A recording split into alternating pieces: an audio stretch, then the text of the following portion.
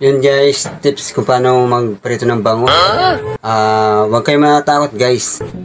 Ituturo ko sa inyo kung paano magprito ng bangus na hindi kayo matatakot. Panoodin nyo guys. Ito guys, yung ating bangus, piperto na natin. Huwag kayo matatakot guys pa nagpiprito ha. Laging tatandaan, matapang tayo. Matapang.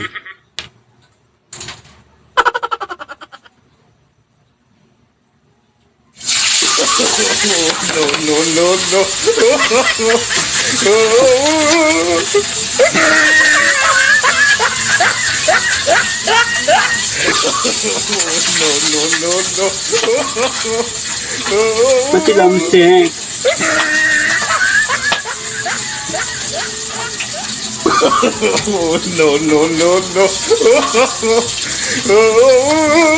Ayun ka na.